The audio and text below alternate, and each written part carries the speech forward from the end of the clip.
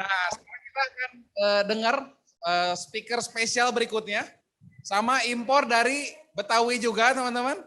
Tadi gua ngobrol sama dia, keren banget. Dan orang ini bukan salah satu, sekarang nomor 1 top leader di MRT Agency, teman-teman. Yang kerennya lagi apa?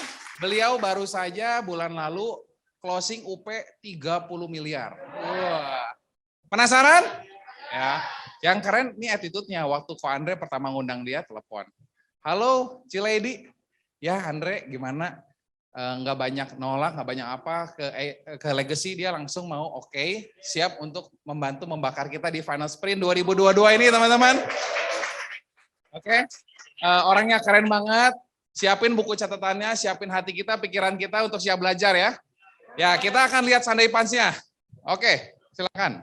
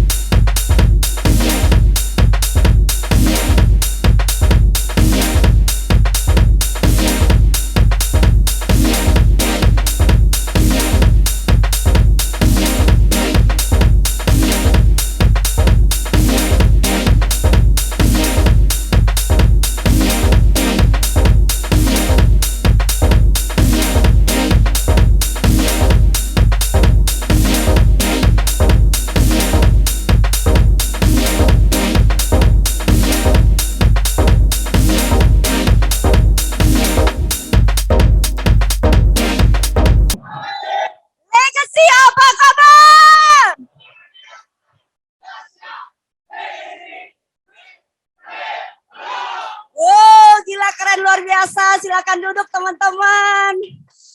Wah, saya tiba-tiba di 10 detik terakhir tiba-tiba di belakang grogi kayak doa Tuhan, tolong Tuhan gitu ya. Baru kali ini ya, baru kali ini ya saya ketemu teman-teman secara onsite. Tahun lalu kita ketemunya online ya, Dre ya. Oke. Aduh bentar saya masih deg-degan nih teman-teman. Soalnya aura-aura anak mudanya itu kebawa gitu loh. Jadi yang saya jadi berasa jiwa mudanya gitu ya. Umur hanyalah angka, ingat. Yang penting jiwanya masih muda, oke? Saya perkenalin diri dulu secara singkat saja. Oh, thank you juga Andre sudah diundang Yoke dan teman-teman ada Edward, ada Glenn ya, ada siapa Demi nggak bisa datang ya. Thank you banget sudah diundang. Saya kalau lihat Andre telepon, kayaknya sudah tahu mau jawab apa gitu ya. Karena nggak mungkin saya nolak Andre gitu ya. Andre juga selalu nggak pernah nolak saya ketika saya undang di acara di MRT gitu ya. Oke. Thank you juga buat suami saya dan anak saya di belakang hari ini nemenin.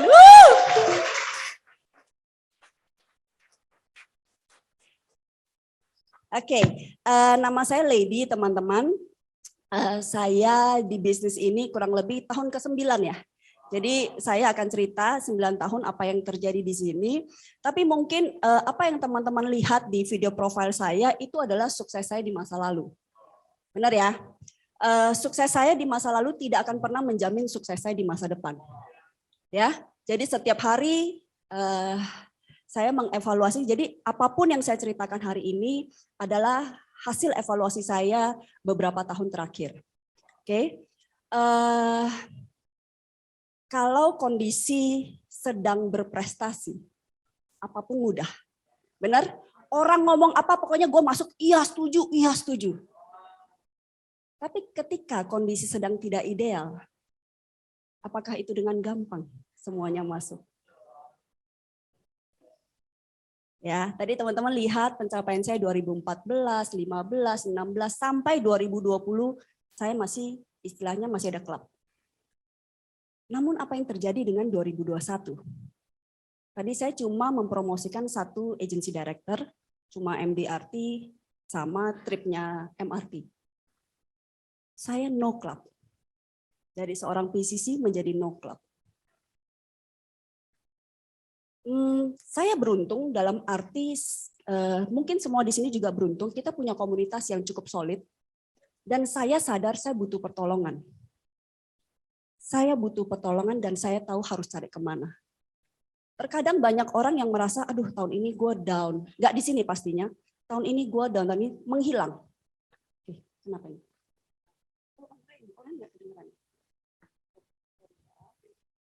Oke, aman ya. Oke, jadi ketika tahun lalu saya sadar, this is not good. Tapi saya sadar saya butuh pertolongan dan saya mencari. Dan tahun ini sesuai dengan temanya MRT, kita bounce back stronger. Ya, kita bounce back stronger. Jadi hari ini saya mau menceritakan apa yang terjadi dengan saya mungkin lebih ke sekitar 2-3 tahun terakhir. Oke? Saya join di bisnis ini tadi saya mulai di November 2013 teman-teman, lalu saya memutuskan full time di 2014, tapi bukan karena saya melihat bisnis ini bagus, karena mungkin memang nggak ada pekerjaan lain aja. Saya datang dengan mindset, saya berhenti dari kerjaan saya yang terakhir gitu ya, saya datang dengan mindset, gue punya kerjaan lain, yaitu agent asuransi.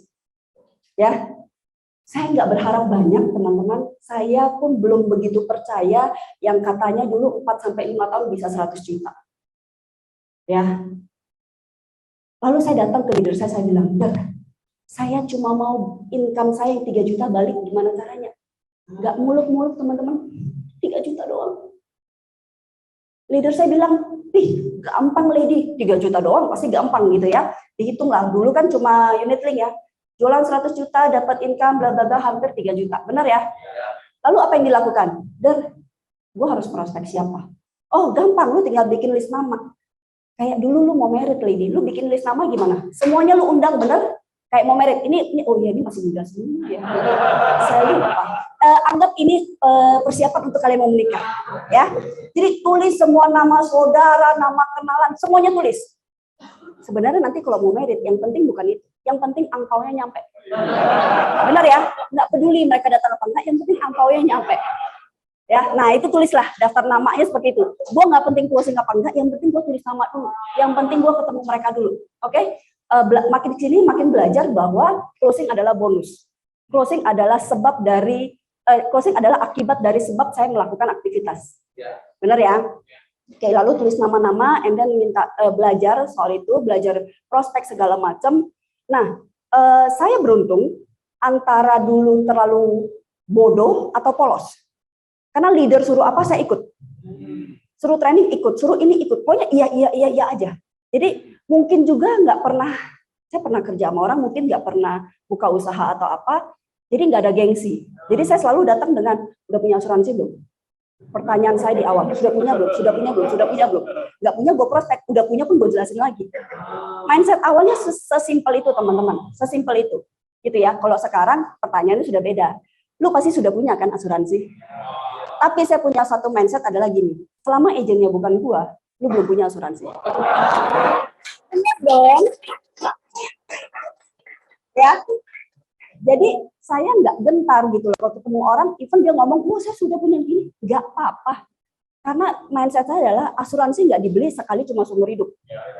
Benar ya, asuransi kan harus di-upgrade terus. Nilai diri kita kan selalu di-upgrade. Nah, seperti itu. Nah, saya punya mindset simple seperti itu. Tahun pertama saya boleh jelasin, tahun pertama saya tidak ada teman yang masuk. Even suami saya pun nggak mau kasih daftar list nama, teman-teman. Jadi sabar aja gitu ya. Jadi kenapa nggak ada teman yang masuk? Karena dia merasa gini, Lady lu kan baru join. Belum tentu tahun depan lu masih ada. Gue nggak mau punya agent yang hilang gitu. Karena gue tahu asuransi jangka panjang. Ini salah satu perkataan best man saya. Best man dan bridesmaid saya. Kebayang sedekat apa? Jadi saya balik ke leader saya bilang, benar, kenapa mereka menjawab seperti itu? Oh, leader saya bilang gini, nggak apa-apa Lady. Yang penting lu buktiin lu memang komit di bisnis ini. Ya kan? Jadi cuma dua yang saya ambil dari dulu mindset adalah gini. Pertama, di tahun pertama ini lu harus buktikan lu berprestasi. Apapun yang terjadi lu harus berprestasi. Oke? Karena parameter orang di luar sana, ketika semua orang agent Prudential download fotonya di sosmed, tiba-tiba lu nggak download, lu kemana aja? Pasti akan bertanya-tanya dong. Teman-teman, mereka tuh punya banyak teman asuransi loh. Jadi mereka tahu agentnya seperti apa. Oh si ini kok pergi, kok ini enggak. Ngerti kan? Kurang lebih kayak gitu. Yang kedua, leader saya Nevi bilang gini, Lady, lu nggak akan pernah tahu orang beli asuransi sama lu kapan. Cuma pastikan ketika mereka mau beli, lu masih di Prudential. Lu masih jadi agent, dia bilang gitu. Orang beli asuransi 3 bulan lagi, 3 tahun lagi, 10 tahun lagi, nggak akan lu pernah tahu. Tapi pastikan ketika mereka mau beli, lu masih di Prudential. Kalau enggak tuh diambil orang. Jadi saya jalan selama bertahun-tahun sampai sekarang, saya memastikan diri saya berprestasi dan saya memastikan bahwa saya akan ada di Prudential terus. Benar ya? Jangan jauh-jauh deh teman-teman. Suami saya baru join saya tahun lalu. Baru mulai full time. Kalau support udah dari dulu dia support, tapi benar-benar mulai full time ikut training itu dari tahun lalu, akhir tahun. Oke? Pokoknya beli asuransi sama saya juga mulai tahun lalu. Pokoknya loh. Maksudnya gini loh. Ini relasi dekat aja seperti itu. Bagaimana yang lain? Jadi sabar aja. Selagi sabar, prosesnya adalah kita upgrade diri.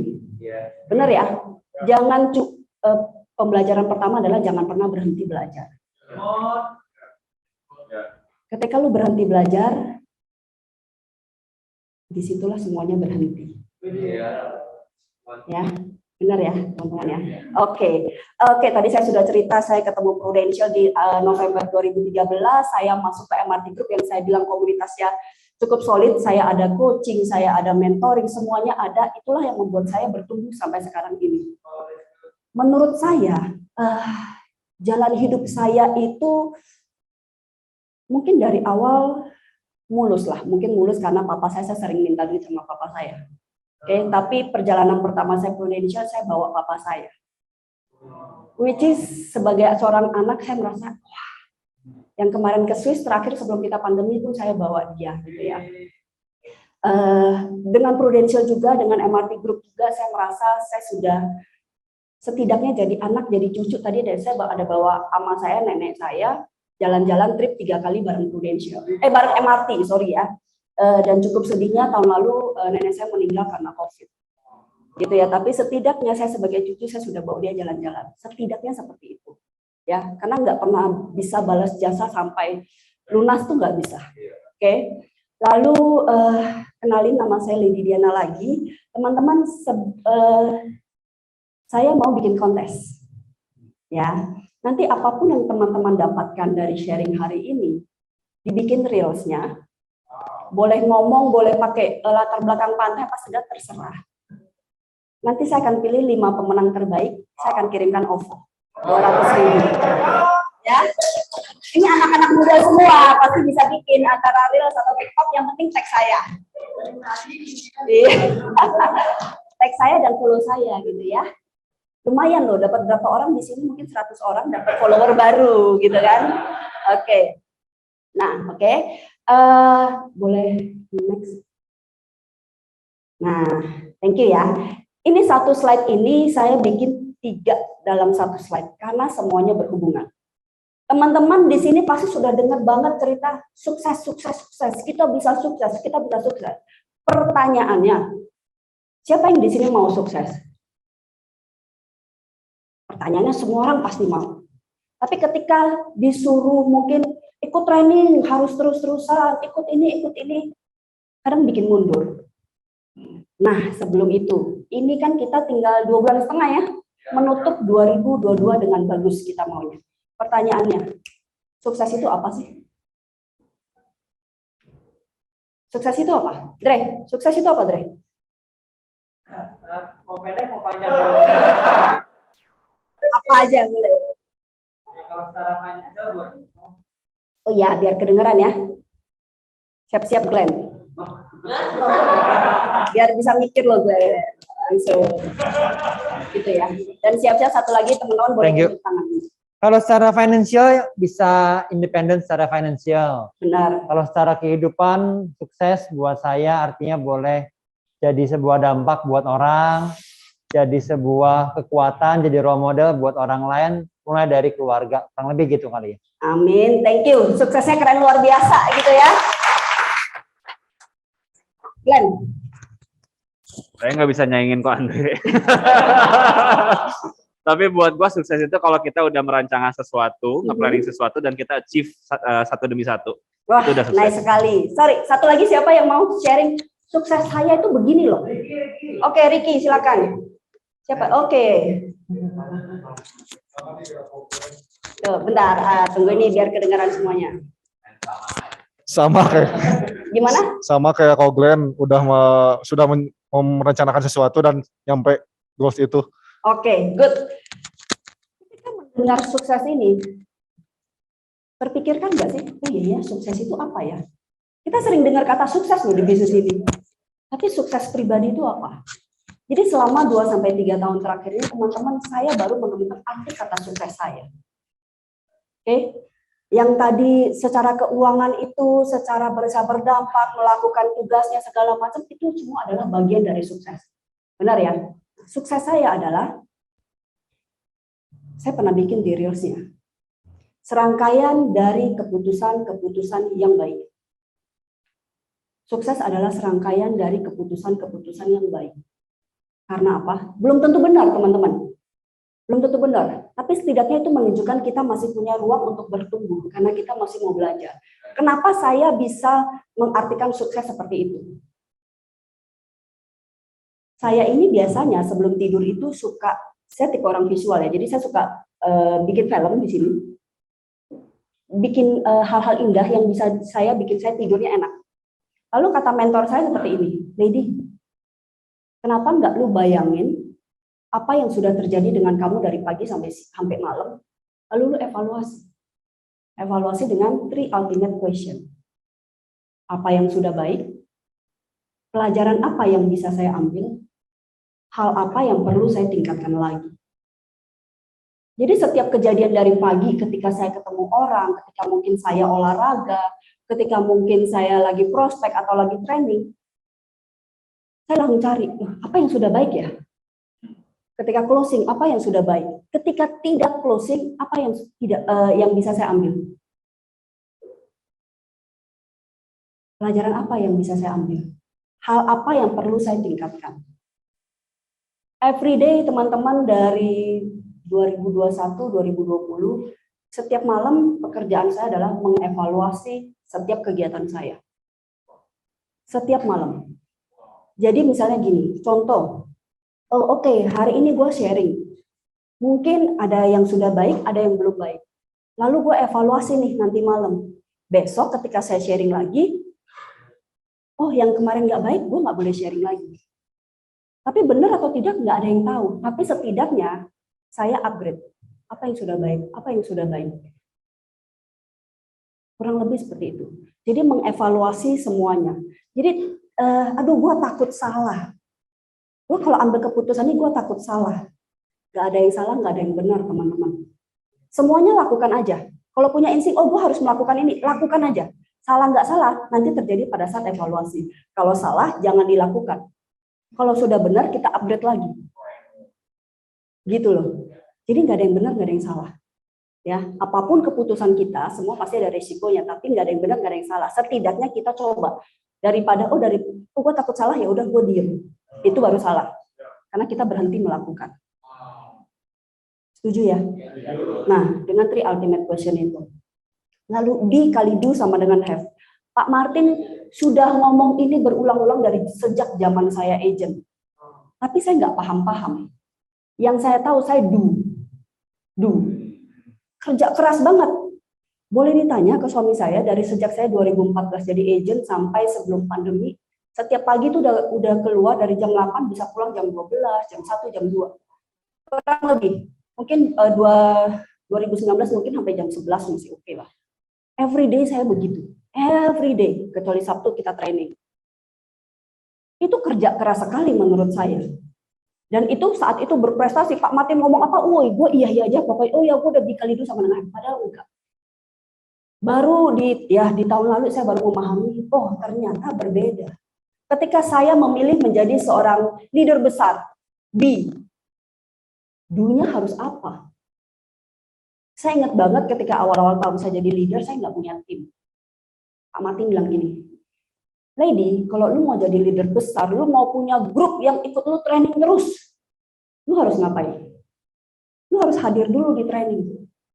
Dulu saya berpikir, tunggu gue punya tim deh, baru gue ke kantor barengan, baru merasa happy gitu kan. No. Kamu harus hadir dulu setiap hari, setiap Sabtu misalnya di kantor, setiap Senin, kamu harus hadir dulu. And then nanti lu akan akan dipertemukan dengan tim yang seperti itu. Bener dong? Oke. Sekarang saya tanya, siapa yang mau closing gede? Pertanyaannya, sudah tahu belum? Marketnya siapa?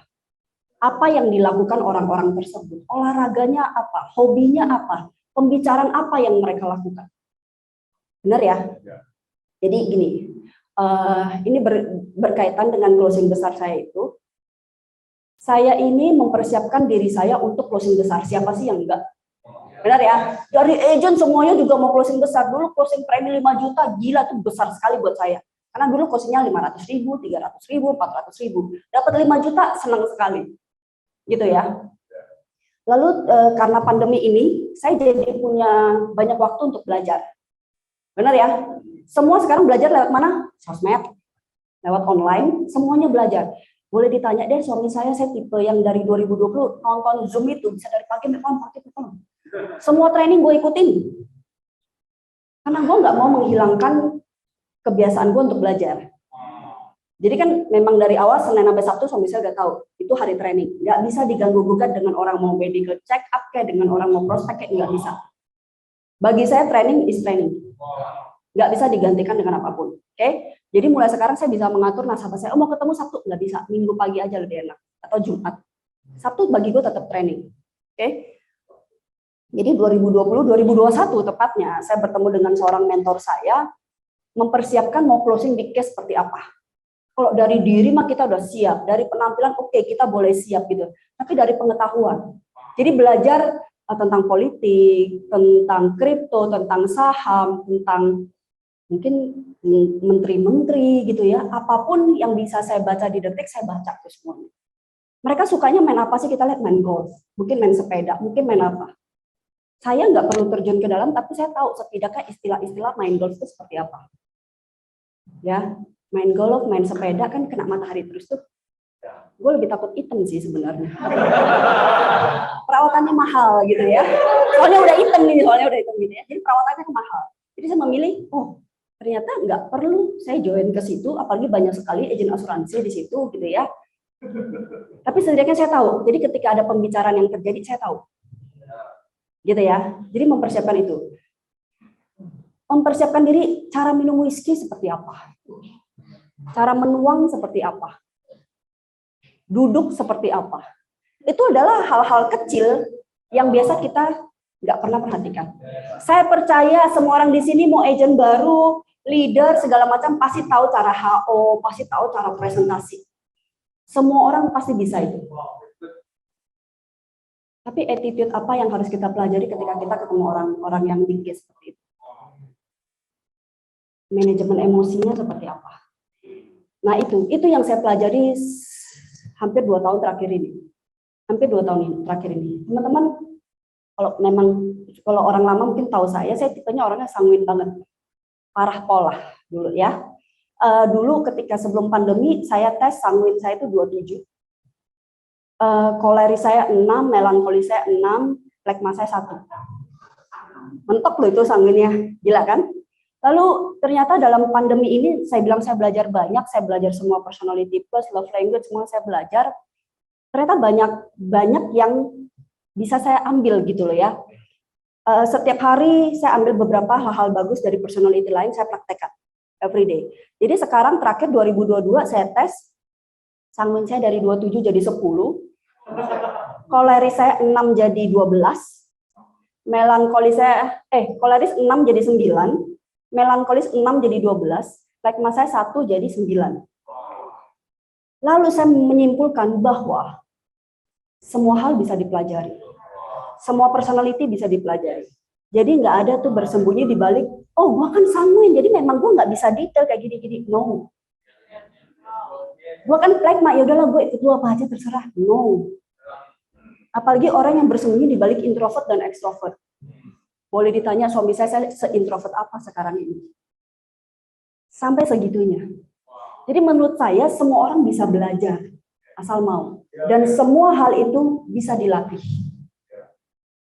Jadi jangan cari alasan untuk menutupi kekurangan kita. Saat kita tahu kekurangan kita, oh gue nggak bisa ngomong, belajarlah. Bukan tidak mau menjalani bisnis ini. Contohnya, gue nggak tahu market gue siapa, gue nggak ada market, carilah. Market itu bisa dibentuk. Jujur ya, market itu bisa dibentuk. Gitu. Ya, jadi 2,5 bulan ini cari tahu suksesnya apa. Cari tahu sukses gue apa. Jangan dengerin kata leader, oh sukses lu mesti promosi. No. Cari tahu karena setiap orang berbeda-beda. Setiap orang berbeda-beda. Bagi saya, sukses saya adalah tiap hari. Sukses itu harus tiap hari. Bukan sukses saya dibandingkan bulan lalu, tahun lalu. No, kelamaan. Sukses itu harus dibandingkan dengan hari kemarin. Contoh, oh kemarin gue harus, hari ini gue harusnya ketemu 3 orang. Dan itu harus dipenuhin 3 orang. Bisa tiba-tiba ada satu yang bakal janji, cari aja siapa teman, kayak ngobrol, kayak cerita, kayak sharing, kayak sukses aktivitas harianmu ini harus dipenuhi. Kalau kamu tidak bisa memenuhi apa yang sudah kamu tulis, bagaimana kamu mau sukses di tahun depan? Bagaimana kamu mau sukses di hidupmu? Ini sukses tiap hari loh. Di mana sudah berjanji, oh gue mau hari ini mau ketemu 1 orang, 2 orang, 3 orang, apapun itu. Sukses tiap hari itu harus dipenuhi, makanya kamu nanti bisa sukses besar. Saya selama ini nggak pernah bolos training, kecuali hari ini nih. Karena Sabtu di sini gitu ya, buat teman-teman. Yang lain saya selalu menerima kalau bisa di atas jam 1 atau hari lain. Kurang lebih gitu. Jadi dari training saya nggak pernah skip, konsultasi sama leader saya nggak pernah skip semuanya. Jadi bukan hanya datang training, tapi konsultasi, tapi aktivitas. Semuanya itu. Jadi sukses itu tiap hari, teman-teman. Sukses bukan nanti, oh Desember gue ternyata baru sukses. No. Sukses itu tiap hari dan sukses itu bisa dilatih. Oke? Ya. Jadi teman-teman sekarang nih mikir, gue mau jadi apa ya? Oh, gue mau jadi promosi AAD. Satu lagi, promosi AAD atau AD itu bukan goal ya. Itu adalah kewajiban. Setiap orang yang mau join di bisnis asuransi, kewajibannya ya harus promosi. Misalnya gini, anak saya hari ini kelas 6 SD. Kim, nanti mau jadi apa? Oh, nanti cuma mau naik kelas 1 SMP. Kan nggak mungkin gitu. Itu udah kewajiban lu kalau lu sekolah. Bener dong? Jadi promosi itu merupakan kewajiban, teman-teman. Promosi itu kewajiban. Ya, goalnya dipikirin nih. Kita mau jadi apa? Oke, gue mau jadi leader. Gue tahun depan ini seorang AAD nih. Seorang AAD biasanya ngelakuin apa? Ikut training, bikin meeting, trainingin orang gitu, trainingin timnya. Mulai dari sekarang. Agent-agent ingat ya, status AAD, status leader itu cuma status. Yang penting kitanya gimana. Sudah berasa jadi leader, Bu. Tapi bukan berarti sombong atau apa ya, tapi maksudnya attitude-nya seperti apa, aktivitasnya seperti apa. Itulah. Kurang lebih seperti itu. Mau closing besar. Manajemen emosinya seperti apa? Sudah lebih tenangkah? Pengetahuannya seperti apa? Karena kalau kita ketemu orang big case, kita nggak pernah tahu kapan.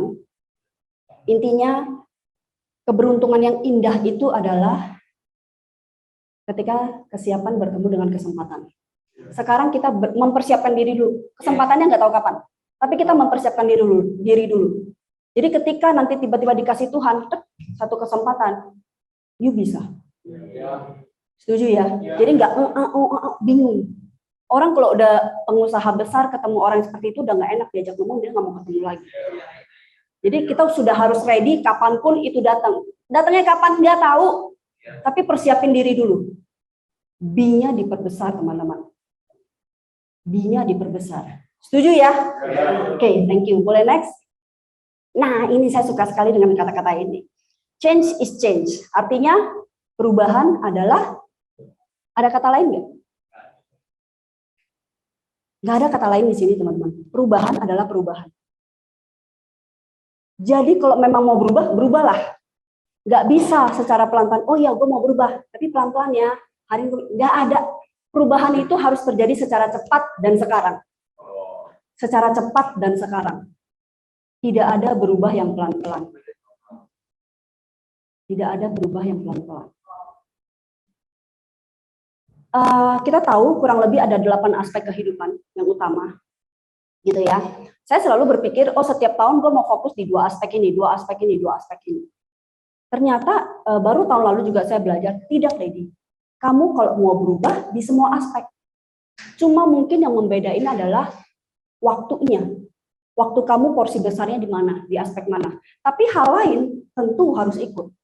Contoh, saya mau berubah di mungkin lebih slim lah ya. Cewek-cewek pasti mau lebih slim, saya juga gitu ya. Mau lebih slim, saya mau lebih sehat, saya mau bisnis saya bagus gitu ya. Berarti kan bukan berarti gini, oh cara saya ngomong di depan dengan tim bagus nih, tapi ternyata cara ngomong saya di keluarga nggak bagus. Kamu nggak akan bisa jadi 2 orang sekaligus. Kamu harus sama. Jadi cara ngomong ke suami, ke tim, ke siapapun harus sama. Itu yang saya belajar banyak loh. Ya, setelah diprotes sama suami saya. Gitu ya. Lalu bisnis saya bagus, tapi ternyata keuangan saya nggak bagus, itu kan nggak nyambung. Bagaimana kamu bisa bilang bisnis bagus tapi keuanganmu nggak bagus? Berarti kita harus apa? Manajemen keuangannya seperti apa? Benar ya?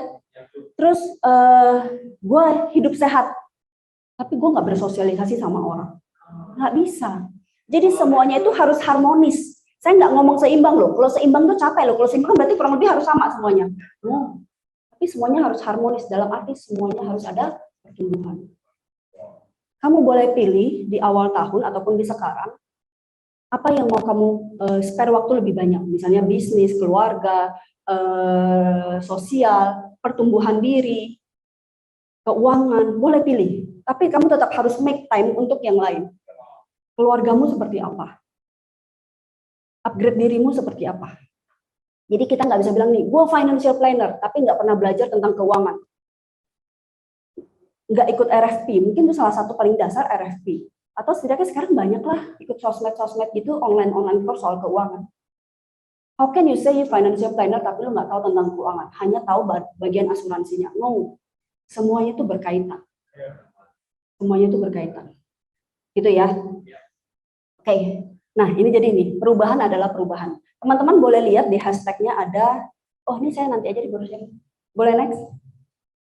Nah, konsekuensi ini yang tadi saya bilang. Apapun yang kita pilih, ada resikonya. Ada konsekuensinya. Tapi, selama kita sadar konsekuensinya apa, even lu nggak tahu ini benar atau salah, lakukan aja. Setidaknya melakukan. Karena kalau kita berdiam diri juga sama, konsekuensinya juga ada. Jadi apapun pilihan kita, semua ada konsekuensinya. Saya baru terakhir ini ngobrol sama coach saya bilang, coach, saya mau punya tim besar. Tapi boleh nggak saya melakukan dengan cara saya seperti A, B, C, D, E? Boleh. Kamu sudah tahu konsekuensinya apa? Tahu, coach.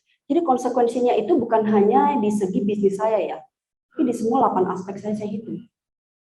Saya memilih langkah A. Oh, ini nanti ke bisnis saya gimana, keuangan saya gimana, keluarga saya gimana, olahraga saya gimana, spiritual saya gimana.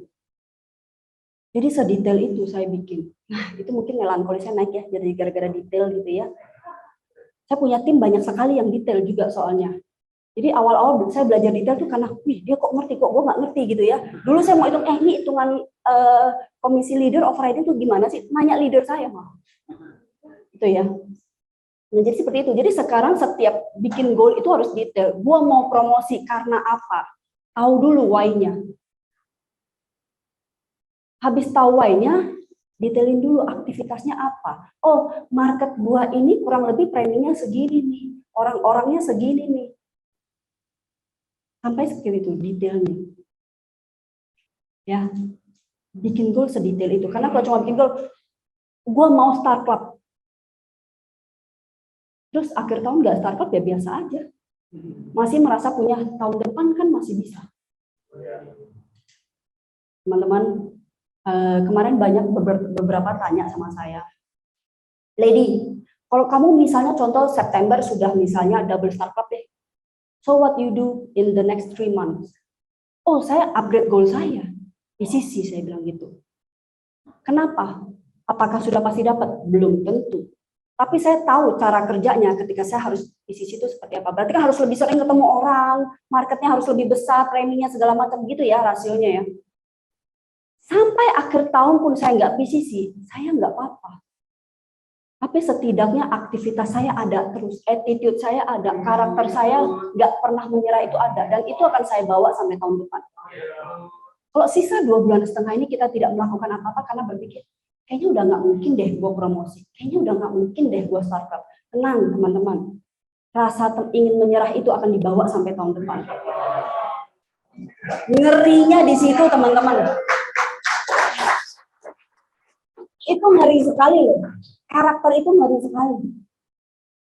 Dan sudah kita terlalu nyaman, oh ya udahlah nanti aja, oh ya udahlah nanti aja. Itu akan sampai bertahun-tahun akan ikutin kita. 2,5 bulan ini teman-teman, jadilah pribadi yang kuat. Apapun hasilnya nanti semua adalah buah dari aktivitas kita. Pastikan aktivitas kita benar. Kita nggak peduli hasilnya. Mungkin oke, gue ngomong gue mau startup, tapi ternyata nggak startup. Tapi gue kerja terus nih, gue laporan terus kasih tau leader gue. Apakah leader gue akan ngeledekin gue? Bukan, nggak mungkin. Justru leader lu akan lebih menghargai lu. Yuk tahun depan kita barengan lagi, kita mulai dari awal. Kurang lebih seperti itu. Jadi 2,5 bulan ini akan menentukan kita siapa di tahun depan. 2,5 bulan ini akan menentukan kita siapa di tahun depan. Apakah kita seorang yang gampang menyerah, apakah kita seorang gigih, apapun yang terjadi gue tetap lakukan. Hasilnya ada atau enggak, gue tetap lakukan. Ya, itulah yang bisa membuat orang bertahan. Yang seperti saya bilang, kalau tahun lalu saya menyerah, saya nggak akan ada hari ini. Saya nggak akan ada tahun ini. Kalau saya tahun lalu menyerah. Saya boleh menyerah nggak? Saya punya sejuta alasan untuk menyerah tahun lalu. Tim gua nggak jalan. Waduh, udah mau akhir tahun gua nggak ini. Tapi saya tahu, oh tim saya nggak jalan. Oh saya tahu, oh startup saya masih di. Oke, nggak apa-apa. MDRT saya jalanin terus loh. Saya achieve MDRT. Saya promosiin satu leader. Saya ganti fokus saya. Saya ganti fokus saya. Tapi saya tahu apa yang mau saya lakukan. Lebih seperti itu. Boleh next, ingat ya, semua apapun pilihan kita ada konsekuensinya. Nah, ini yang mau saya sharing ya. Teman-teman, sebelum pandemi hashtag saya adalah perempuan hebat. Ya, karena saya memang, jadi hashtag itu adalah apa yang mau saya tuju. Oke? Beberapa tahun lalu hashtag saya perempuan hebat karena saya memang mau menjadi seperti itu. 2021 saya mengubah hashtag saya, lebih tepatnya awal tahun inilah ketika saya sudah mencari-cari apa yang sesuai dengan saya. Better being, game changer, and peacemaker. Nah, better being ini adalah saya ingin menjadi manusia yang lebih baik tiap harinya. Dalam segi apa? Segi apapun. Mungkin dari cara ngomong saya, mungkin dari cara penampilan saya, mungkin dari cara tindakan saya, apapun itu saya mau lebih baik setiap harinya. Semua manusia pasti mau lebih baik setiap hari. Oh enggak, besok gue mau lebih jahat. Nggak ada. Nggak ada, teman-teman. Pasti semua orang bermilih, gue mau lebih baik, gue mau lebih baik, gue mau lebih baik. Semuanya lebih baik. Bukan lebih baik diri sendiri ya, tapi ke semua orang. Tapi ke semua orang. Ya, saya boleh kasih contoh. Berapa bulan yang lalu ya, mobil saya ditabrak oleh motor gitu ya. Apanya pecah? Body kitnya pecah gitu. Biasa kalau suami saya kaget tuh kan, kaget dalam arti pasti marah. Ih gila, maksudnya kita nggak salah. Sudah pasti motornya salah, pasti kita pengen marah, pengen emosi gitu ya. Pasti pengen marah. Saya cuma pengen tanya, bentar Beb. Ya, bentar Beb. Saya cuma buka kaca, orangnya ketika udah keluar saya bilang gini, Mas nggak apa-apa tah? Enggak. Ya udah, kalau nggak apa-apa saya jalan ya. Terus suami saya bilang gini, tapi kan dia pecahin body kit harus ganti dong, bla bla bla gitu ya. Saya cuma terus ada satpam juga bilang gini, Bu, tapi body kitnya ini ya depannya pecah, gimana jalan gitu. Saya bilang nggak apa-apa. Yang penting Masnya nggak apa-apa karena dia cukup kena dan menurut dia kesakitan. Saya bilang, Mas oke ya, bisa sendiri ya cari obat ya. Bisa. Oh ya udah jalan. Lalu saya jelasin ke suami saya. Mau suruh ganti apa? Dia naik motor, bekerja. Kalau saya suruh ganti, takutnya dia nggak bisa makan, takutnya dia pinjem sama orang yang belum tentu dia bisa ganti. Kita berdua pernah lah di posisi nggak punya duit, kita tahu lah seperti apa ketika kita tiba-tiba kena musibah suruh ganti orang. It's not good gitu, feeling itu nggak bagus. Jadi lebih oke lah, lebih toh mobil ada asuransi, walaupun body kit nggak diasuransiin ternyata gitu ya. Ya sudah lah ya gitu kan. Jadi akhirnya dia juga, oh jadi gue bisa ganti body kit baru juga nih, dia bilang gitu ya. Terus saya bilang gitu, daripada kita menyusahkan hidup orang lain ngapain? Ini kita masih bisa bayar sendiri. Spread the kindness aja. Jadilah orang baik, teman-teman. Kalau kita, seperti kata-kata yang biasa ada di Instagram, kalau kita tidak bisa menemukan orang baik, jadilah orang baik.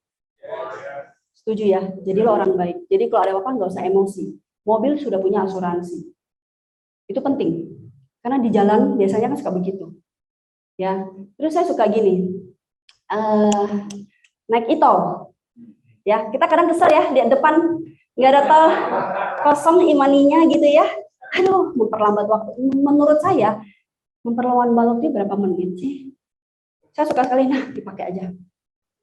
Ya, saya juga kasih tahu teman-teman saya fokus kita isi aja kita punya yang banyak, kita kasih orang pakai. Lebih cepat daripada kita harus ngedumel. Ngedumel kita jadi emosi. Terus ada orang yang bilang gini, gimana kalau imani kita dibawa kabur? Tenang, dompet ada satu persiapan.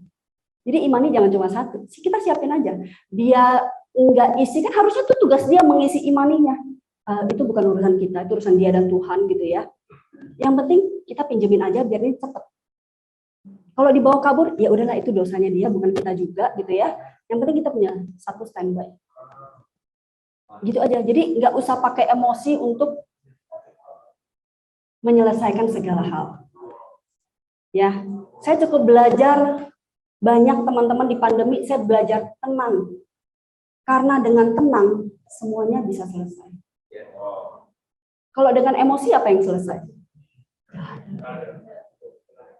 Buang waktu, makin stres, yang rambut putih makin banyak.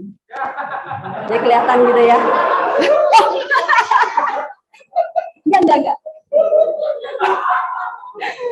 Ya. Waduh, belum ada yang nggak berambut lagi, maaf Pak.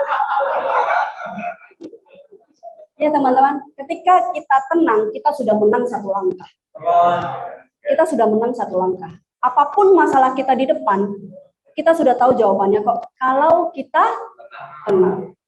Kalau kita emosi, jawabannya ketutup biasanya. Yang kita fokuskan masalahnya. Tapi kalau kita tenang, kita cari solusi. Kita tenang, kita cari solusi. Simple as that. Sama seperti dengan ketika Tuhan kasih kita cobaan, Tuhan pasti tahu kita kuat menjalaninya. Sama. Ketika ada masalah sudah datang sepaket dengan jawabannya. Nggak ada yang datangnya nggak sepaket. Biasa yang bikin nggak sepaket adalah emosi kita. Belajar tenang sekali, belajar tenang. Ya, hal ini akan berguna nanti ketika closing Big-Case nanti saya cerita ya. Oke. Nah, game changer nih. Ya, saya suka sekali dengan kata game changer. Maka tadi di setiap slide itu ada hashtag game changer. Game changer bagi saya adalah saya melakukan satu perubahan dengan signifikan. Oke, saya melakukan sesuatu hal yang mungkin di luar kebiasaan orang. Jadi saya melakukan banyak hal tanpa disuruh. Misalnya gini, contoh kalau kita ngomongin bisnis prudential, mau promosi, mau start club, apakah gue harus disuruh-suruh? Kalau mau promosi itu harusnya begini-begini. Mungkin kita dengar arahan sekali aja sebenarnya sudah cukup. Mungkinnya begitu. Tapi kadang yang membuat kita nggak cukup itu karena gue merasa down, gue merasa apa. Datang training nggak usah disuruh. Dari mungkin saya disuruhnya saat awal agent ya, dikasih tahu oh gini. Itu terbawa sampai sekarang. Jadi saya sudah tahu pokoknya hari Sabtu Senin saya training. Jadi melakukan sesuatu tanpa disuruh, sudah punya inisiatif dan kekreativitasan sendiri untuk melakukan. Oh, gue tahu nih, pasar gue ternyata begini, berarti gue harus cari komunitas lain. Mungkin yang pasarnya marketnya lebih gede. Kok konsultasi sama leader, dan menurut lu gimana? Itu yang saya lakukan sejak saya jadi leader. Saya selalu konsultasi sama leader saya, Nevi. Pokoknya kita texting, kita chatting, kita telepon dari selamat pagi sampai selamat malam. Everything I do, dia tahu. Let's say tahun ini mungkin dia nggak gitu aktif, tapi saya juga tetap kasih tahu. Grup gue lagi begini ya, gue lagi ikut coaching ini ya, gue mentoring ini ya. Dia harus tahu apa yang saya lakukan. Saya nggak perlu disuruh, saya tahu goal saya dari awal, dari sejak leader saya udah tahu saya harus ngapain. Goal saya harus apa, trip MOLC ini harus apa, semua saya tahu. Belajar. Jadi nggak perlu disuruh, oh lady tahun ini lo MOLC gitu. Enggak. Dari sejak saya UM, saya udah tahu saya harus mau ngapain. Karena saya bertanya, berinisiatif. Dan dari tahun lalu sudah menjadi habit saya sampai sekarang. Ya, contohnya perubahan signifikan yang saya lakukan adalah dari tahun lalu, jadi dari tahun 2016 sebelumnya, leader saya Nevi sudah ajarin saya gini, lady olahraga. Kita olahraga bukan untuk kurus, untuk apa enggak. Kita mau otot dan tulang kita kuat. Karena saat kita sudah berumur, kita maunya jalan-jalan. Kita nggak mau di rumah nungguin nanti anak kita dorong kursi roda, kita mau enggak, pakai tongkat enggak. Kita mau karena kita punya tulang dan otot yang sehat. Biar kita bisa jalan-jalan, dia bilang. Nggak menyusahkan orang lain. Itu ngomong terus tuh dari 2016 gitu ya. Terus 2017 awal saya ingat banget di campnya Lee Kai Fung saya bikin goal. Saya berpikir saat sudah menjadi seorang agency manager waktu itu, saya punya banyak waktu untuk olahraga. Tulis dong, mau yoga. Terlaksana nggak? Tidak, sampai 2021. Karena nggak ada niatan ke situ. Goalnya bisa dibikin. Tapi tidak ada niat dan tidak ada kemauan dan tidak menyempatkan waktu. Jadinya sia-sia. 2021 kenapa saya bisa tiba-tiba olahraga? Karena jujur teman-teman, saya takut tua. takut tua. Tahun ini kan usia saya 40. Ya. Karena uang. Karena uang di Prudential gitu ya. Nah, belum tua kan? Saya baru menyadarinya. Jadi saya punya ketakutan, mungkin karena dari dulu apalagi cewek gitu, gila usia 40 ngeri banget gitu. Saya takut tua teman-teman. Dan ketakutan itu bukan cuma ketakutan yang gitu, benar-benar takut dan panik. Sepanik itu. Sampai saya ketemu dengan mentor saya, kalian pakai Samiton kan ya? Mentor saya teman baik dia. Mentor saya salah satu teman baiknya Samiton gitu ya. Saya bilang sama dia, saya takut gini. Dia bilang, ya udah mulai aja olahraga. Saya harus mulai dari mana? Yang paling gampang lari. Paling gampang dia bilang lari. Dia bilang dulu gini, kamu dulu jalan kaki deh, jalan kaki dulu 1 jam bisa berapa kilo? Saya 1 jam jalan kaki 4 kilo. Itu bukan jalan, itu gosip dia bilang. Setiap di pick tuh ya, jalan iya juga ya, gosip ngobrol gitu ya. Nggak bisa dia bilang. Sekarang kita bikin 1 jam 5 kilo. Oh masih bisa lah ya. Habis 2 minggu, 3 minggu upgrade.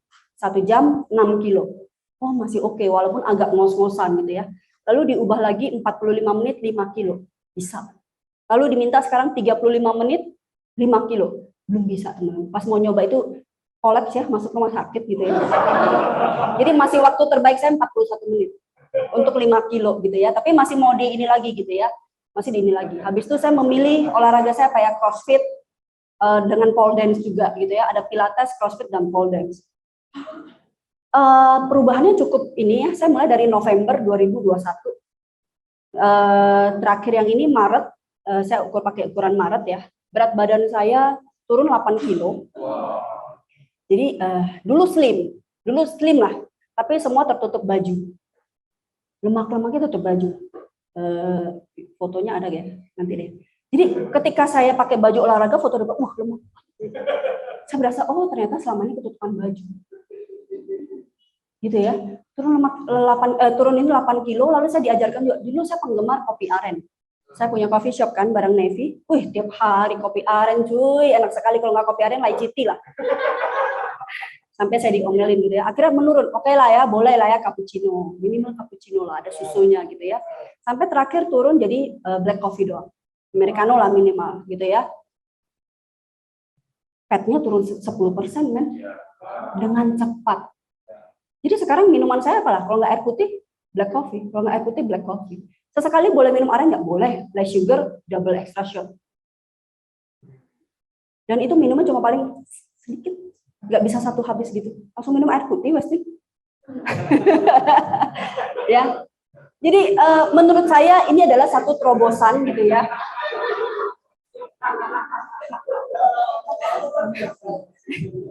Menurut saya ini satu terobosan buat saya. Dari seorang lady yang nggak pernah olahraga. Sampai sekarang kayaknya kalau nggak olahraga nggak enak. Dulu melakukan olahraga seminggu 6 kali. Kecuali Sabtu, karena Sabtu saya harus standby kan, PIC hari Sabtu. Sebegitunya, melakukan perubahan secara signifikan dan sekarang tanpa disuruh sudah otomatis. Ya, karena ternyata fisik itu. Dan olahraga-olahraga ini bisa saya sharingkan dengan beberapa orang. Kan saya suka post tuh ya. Dan ternyata banyak yang DM saya. Tanya, makanan dietmu seperti apa ini? Gara-gara lu gue sekarang mulai olahraga lu. Gara-gara lu gue sekarang mulai olahraga lu. Apapun pilihan olahraga saya. Bahkan gue minta dong itu CrossFit di mana, nge-gym di mana. Orang lebih kayak gitu. Jadi ternyata itu membuat dampak yang menurut saya, gila juga ya. Kayak gini dampak gitu ya. Mau barengan sama lu itu mah Apa? Enggak, ini cewek-cewek gitu ya. Cewek-cewek, beberapa nasabah saya juga, beberapa saya rekrut dari situ. Jadi mereka nanya gitu loh, bangun pagi jam berapa? Nah, bangun pagi nih yang merupakan satu terobosan juga buat saya dan suami saya. Dulu bangun pagi saya jam 7 jam 8 lah. Itu pagi itu. Itu tidak termasuk mengurus anak loh. Ya, bangun pagi gitu. Terus lalu mentor saya bilang gini, menurut kamu, Jeff Bezos, siapa tuh yang punya Facebook, semua segala macam orang Buffett bangunnya jam berapa? Oh, kalau yang gue baca-baca mungkin jam 4, jam 5 kali ya. Kadang ada yang jam 3 juga. Dia bilang, orang sukses nggak pernah bangun jam 7 pagi. Saya belajar bangun pagi, mulai dari jam 6. Mulai dari jam 6. Pagi ngapain aja sih, Lady? Pagi bangun, meditasi, bikin afirmasi, baca-baca, balas WA segala macam. Ketika jam ke salon ya. Jadi jam 9 pagi itu udah ready untuk ketemu orang segala macam. Lalu mencoba lagi setelah jam 6 pagi ini oke gitu ya, saya coba bangun jam 5. Ya, bangun jam 5 ternyata kalian tahu nggak sih kalau bangun pagi itu punya waktu lebih banyak. Banyak banget. Gila baru jam 8 pagi. Terus mencoba lagi jam 4 pagi. Nah, pas jam 4 pagi ini nggak kuat men, angkat bendera. Tengah-tengah siang tuh tiba-tiba ngantuk. Oh, kayaknya gue cocok di jam 5. Oh, jam 5 sekarang kayak ini jam 5. Even ya minggu juga jam 5 gitu ya. Cuma kemarin karena kita liburan kemana gitu ya, kita bangunnya agak siang. Waktu itu ke Singapura ya. Oke, siangnya cuma di sini doang. Tapi siangnya itu kan juga jam 7 pagi paling siang. Jam 7 pagi berarti jam 6 juga di sini kan? Kan sana lebih cepat kan? Jadi kayak gitu.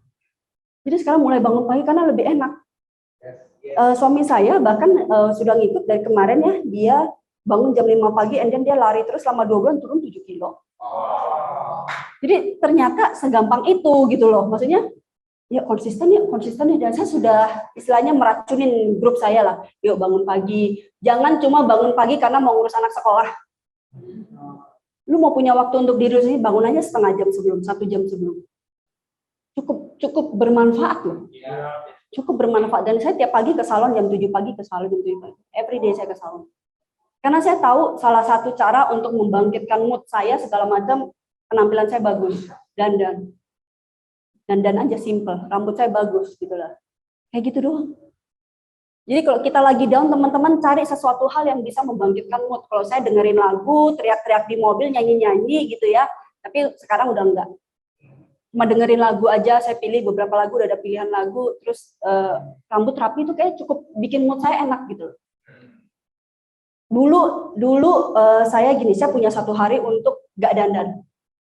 Admin day lah, admin day biasa saya cuma duduk, saya kira. Tapi sekarang setiap hari saya harus dandan keluar. Dandannya simpel aja, minimalis kayak gini, rambut bagus.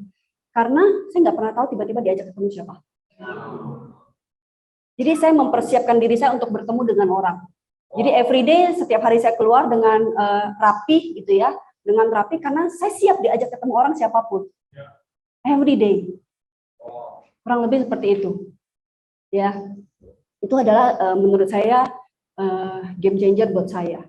Melakukan perubahan secara signifikan, melakukan sesuatu di luar kebiasaan orang pada umumnya, tidak perlu disuruh-suruh, punya inisiatif sendiri. Kurang lebih kayak gitu. Ya, dan terakhir peacemaker, teman-teman. Dan terakhir peacemaker itu saya mau membawa damai lah. Sama ketika kita mau membawa berkat menjadi dampak buat orang lain. Dampak yang seperti apa sih yang kita mau bagikan ke orang lain? Kita mau semua orang hidup damai. Dimulai dari diri kita sendiri. Udah berdamai belum dengan diri kita? Keluarga besar, grup. Dan akhirnya itu akan terbawa nanti buat semuanya. Ya, ada salah satu teman, dia tahu saya mau punya hidup yang berdampak, damai segala macam, akhirnya malah diajak join ke partai. Lady, kalau kamu mau berdampak, yuk mulai dari sekarang. Saya mau ngapain gitu ya? Apa-apa, mulai aja dulu, dikasih tahu visi misi soal partai ini segala macam. Oh ya udah, jadi inline semuanya. Jadi inline, jadi bukan berdampak hanya khusus prudensial, tapi benar-benar sosialnya semuanya dapat.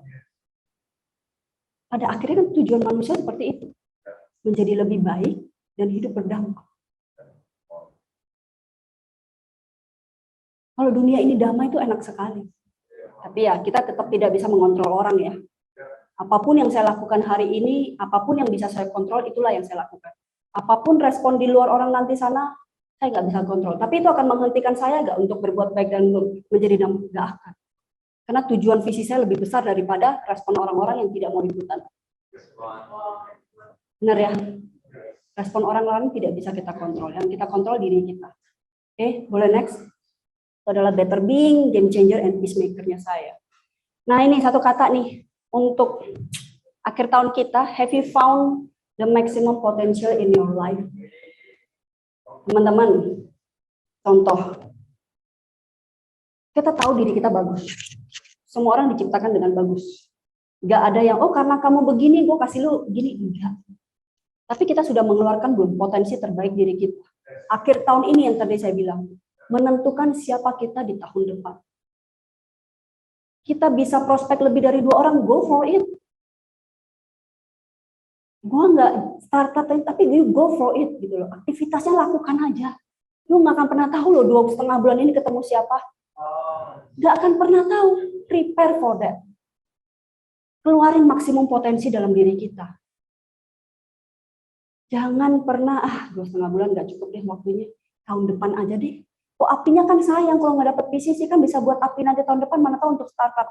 No, berarti kalau kayak gitu berarti kamu meragukan Tuhanmu untuk memberi yang terbaik buat kamu tahun depan. Jangan taruh beban kepada Tuhan. Jangan taruh beban kepada Tuhan. Jangan bersembunyi di balik alasan itu. Semuanya kita lakukan sendiri, semuanya pilihan kita sendiri. Yang penting bertanggung jawab. Sama halnya ketika orang-orang bilang, wih, di Prudential jadi agent flexible time. Flexible time seperti apa yang dimaksud? Nevi selalu bilang sama saya seperti ini, lady, bebas bertanggung jawab terhadap waktumu. Bebas menentukan lu mau jam berapa aja kerja, terserah. Tapi lu harus bertanggung jawab terhadap jam yang sudah kamu pilih. Gue mau kerja cuma dari jam 1 sampai jam 5 dan cuma setiap hari apa? Ya, go for it. Tapi bertanggung jawab terhadap hal itu. Jangan cuma karena nggak ada orang ya udahlah gue pulang. No. Benar-benar bertanggung jawab. Dimulai dari waktumu. Keluarkan potensi maksimal dalam diri. Ya, keluarkan maksimal. Jangan cuma sekedar hari ini di luar sana. Oh, yang penting gue tetap mempertahankan posisi leader gue AD dan AAD, MOC cukup lah. Kalau hanya cuma berpatokan dengan MOC, duitnya nggak ada. Untuk apa kita di bisnis ini? Baru kemarin dapat kata bagus dari Pak Martin, dia bilang gini, kamu bertumbuh nggak dalam bisnis ini? Atau kamu cuma sekedar hadir dalam bisnis ini? Apapun pertumbuhan lu dari cuma sekedar, oh dulu gue nggak berani ngomong sama orang, sekarang gue lebih berani. It's good. Hargailah pertumbuhan sekecil apapun. Hargailah aktivitasmu sekecil apapun. Karena terkadang kita malas melakukan hal-hal kecil yang menurut kita nggak ada hasilnya. Rutinitas yang membosankan itu terkadang menurut kita nggak ada hasilnya. Ada. Sudah pasti ada. Setiap hari gue datang duduk, hari Sabtu datang training, didengerin orang. Ada nggak sih hasilnya? Ada. Hasil kita yang cuma sekedar setiap hari, oh cuma ketemu orang, oh cuma dengerin, oh cuma ini. Yang merasa kita sudah tahu semuanya, lakukanlah. Lakukanlah aktivitas-aktivitas kecil, rutinitas yang membosankan itu. Karena itu akan mengantarkan kita ke hal yang lebih besar. Ya, itu akan mengantarkan kita ke hal yang lebih besar. Kalau kamu tidak mau melakukan hal kecil, mengapa Tuhan harus kasih kamu hal yang besar? Hal kecil aja nggak setia, apalagi hal besar. Kurang lebih seperti itu. Boleh next? Nah, ini dia. Be the best that you can be, do not set the bar too low. Jadilah yang terbaik, teman-teman. Yang terbaik saya dan teman-teman di sini mungkin berbeda. Tapi setidaknya tahulah apa yang terbaik. Jangan bersembunyi di balik kata cukup. Gue cukup lah segini, income gue 20 juta udah cukup kok. Gue nggak perlu start club, gue nggak perlu promosi, gue nggak perlu kok. Promosi kita tidak pernah berhenti. Benar ya, setiap tahun kita harus mempromosikan ke orang. Jangan gue cukup, leader gue satu aja juga cukup. Jangan. Nggak cukup teman-teman. Orang yang bersembunyi di balik kata cukup adalah biasanya orang-orang yang memang nggak mampu. Mungkin 20 juta buat gue hidup cukup. Sudah pernah tanya pasangan belum? Cukup gak kamu? Sudah pernah tanya anak? Sudah pernah tanya orang tua belum? Yang belum pasangan coba tanya orang tua. Ma, aku kasih tiap bulan 500.000 cukup gak? Orang tua pasti akan bilang cukup.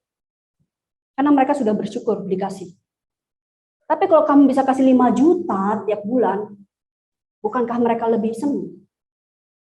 Oh nyokap gue cukup kok, oh istri gue cukup kok, oh anak gue cukup kok di sekolah ini. No. Tidak ada yang cukup teman-teman.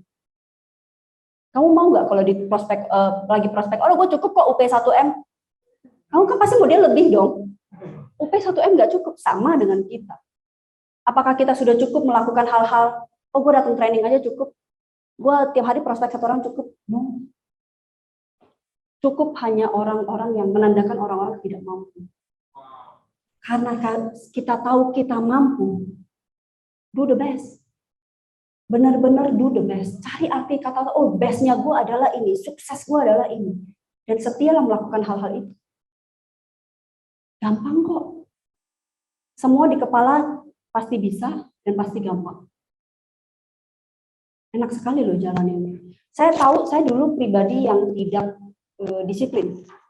Ya, jadi ketika awal tahun coach saya tanya, goal kamu awal tahun apa lagi?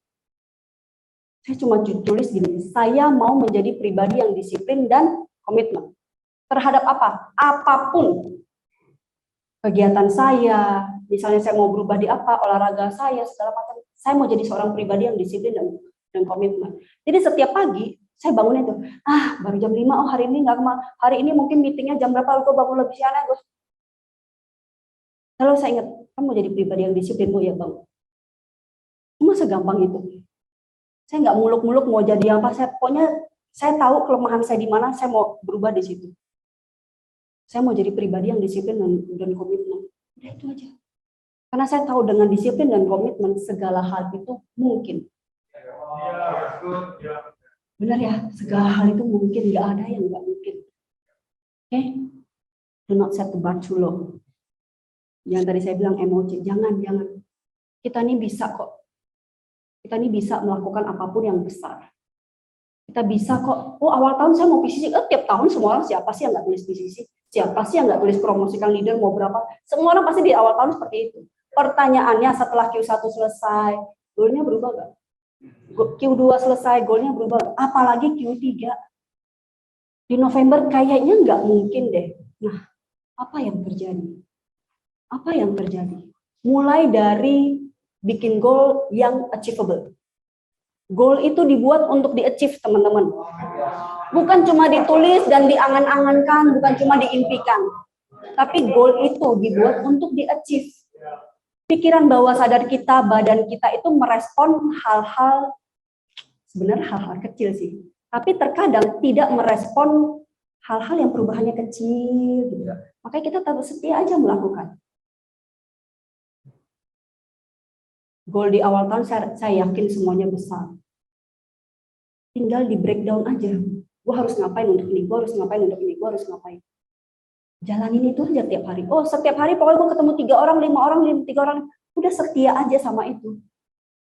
Tapi Q2 belum ada hasilnya, enggak apa-apa, tetap aja lakukan itu. Saya paling anti kalau dengar orang, gue nggak cocok di bisnis ini. Hong Shui gue mungkin nggak cocok. No, what do you do in here gitu loh ya. Apa yang sudah kamu lakukan sampai kamu bisa ngomong seperti itu. Teman-teman, ini mungkin agak melebar sedikit dalam arti gini.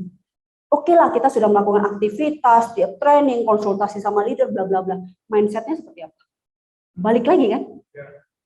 Pikiran bawah sadar kita seperti apa? Apa yang kamu artikan dalam arti profesi agen asuransi? Kalau kamu berpikir profesi agent ini hanya cuma meminta jualan, you cannot go anywhere.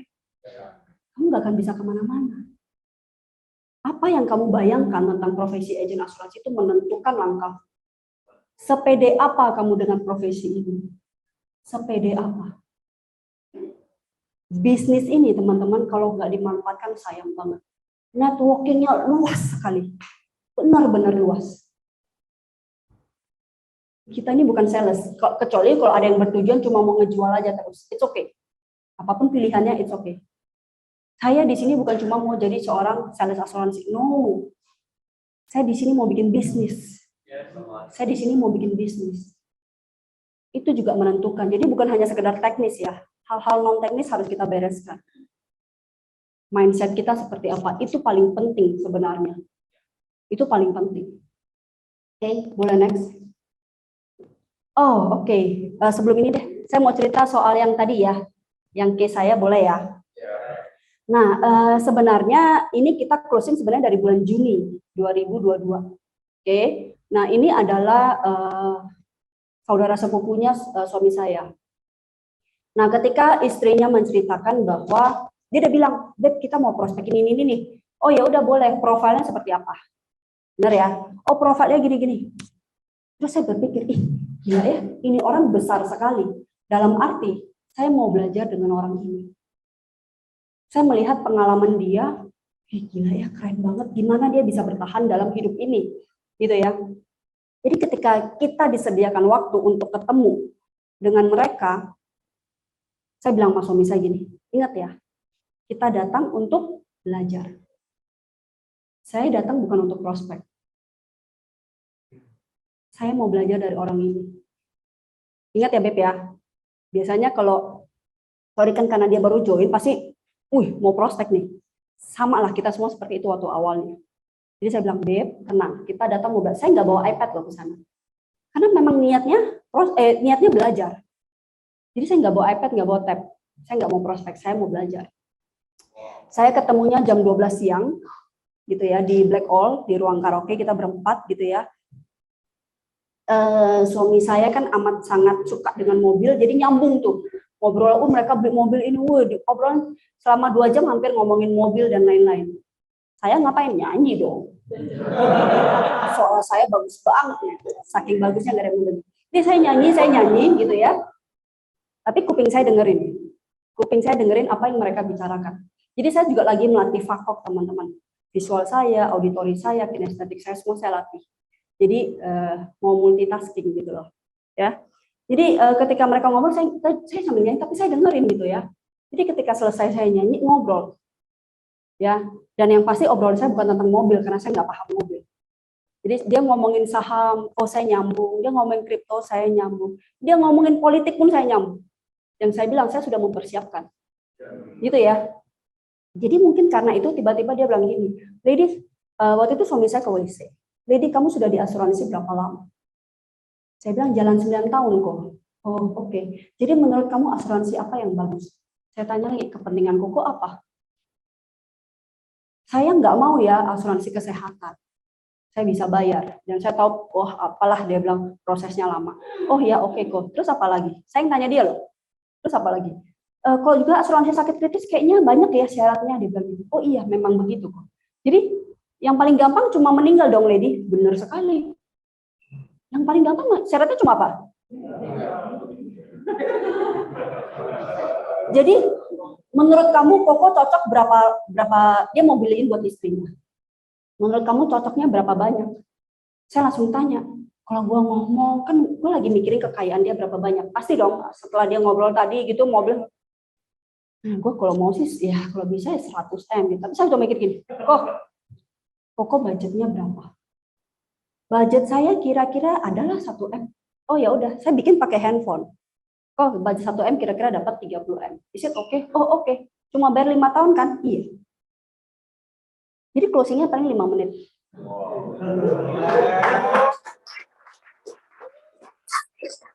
Nggak pakai teknis canggih apapun teman-teman. Nggak pakai teknis apapun. Ingat, mereka itu sudah sering diprospek sama orang. Mereka lebih tahu produk daripada kita. Mereka lebih tahu produk daripada kita. Dia cuma tertarik, syaratnya gampang, meninggal, sama bayarnya cuma 5 tahun. Udah beres. Gue punya budget 1 M, gue dapat berapa? UP 30 M. Perjalanan nggak semulus itu, teman-teman. Ya, kita ngobrol, di situ ngobrol, mau medical, mau nanti aset gampang. Ngobrol sampai kapan? Jam 12 malam. 12 jam saya di ruangan itu. Dari nyanyi selesai ngobrol. Sampai minum. Nah, untungnya kan saya sudah diajarin minum, jadi minumnya nggak boleh nyampur gitu ya. Kalau bertemu, karena kalau minum whisky dia pesen yang mahal, terus kita nyampur pakai Coca-Cola, matilah. Diomet pakai es batu aja nggak boleh. So, tahu mannernya seperti apa. Dia ngomong apapun gue nyambung beneran. Tapi gue lebih suka gini, waktu itu mindset Koko apa? Waktu ini Koko bagaimana cara handle-nya? Itu yang selalu saya tanyakan. Karena saya pengen tahu cara pikiran pengusaha-pengusaha ini seperti apa sih kalau ketemu masalah. Itu loh yang saya mau. Yang gue bilang, Koko kayak gitu bagaimana? Tenang aja dia bilang. Nyambung nih semua pelajaran ini. Cara kita nuangin minumannya, dia pun udah, maksudnya dia notice gitu loh. Bisa ya. Sampai suami saya kan nggak minum.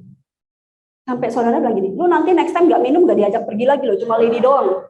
Ya, saya bilang, yuk pelan-pelan yuk belajar minum dikit aja, saya bilang gitu. Jadi tahu. Jadi jangan pernah menolak gitu loh. Misalnya kita dikasih minuman mungkin pahit atau apa, jangan ditunjukkan di raut muka, teman-teman. Biasa aja. Apapun yang terjadi biasa aja, jangan ditunjukkan di muka. Oke? Saya tahu pertemuan ini akan berlangsung lama di Black All gitu kan. Saya pikir oh mungkin minimal 6 jam lah. Tahu nggak apa yang saya lakukan pertama? Saya titip anak saya di rumah cici saya. Karena saya tahu tipe suami saya itu dia mikirin anaknya di rumah ngapain ya, makan apa ya. Saya benar-benar enggak. Sorry itu saya kebalikan nih. Tapi karena saya tahu dia di rumah udah diurus orang, pasti udah bisa lah. Jadi saya tahu dia kepikiran gitu, saya bilang oke ya, Kimora saya titipin di rumah cici saya, jadi tenang ya. Jadi dia nginep di situ pun nggak apa-apa. Jadi biar suami saya relax gitu loh dalam pertemuan ini. Sampai sedetail itu saya perhatikan. Jadi nggak diganggu tuh, ini lihat anak gue gimana, aduh kepikiran kucing gue dikasih makan gak ya, anjing gue. No, ketika ketemu ini hilangkan perasaan ketakutan gitu loh. Semuanya aman kok, tenang aja. Selama kita tenang, semuanya aman. Oke, yang kedua, closing Juni ya. Sampai pada akhirnya, sekarang berapa sih Oktober? Sampai pada akhirnya September baru mau melakukan medical. Itu tadi dari Juni sampai September, saya tanya laki saya, mau yang kamu yang handle atau saya? Kamu aja deh, kalau saya kan dia ngejar terus orangnya kan. Kapan? Ya udah, saya WA sekali 2 minggu sekali orang ini. Cik mau medicalnya gimana? Nggak mau medical lah. Oh, dalam hati perasaan kemarin ngomong mau medical gitu ya. Apakah dia mabuk? Kayaknya dia mabuk. Oh oke dong, santai. Saya bilang, oh ya udah nggak apa-apa Cik. Saya bilang gitu ya. Akhirnya saya bilang yuk ke rumah dia ngobrol-ngobrol. Masih tetap nggak mau medical. Saya bilang saya bawa orang medical deh ke rumah. Nggak.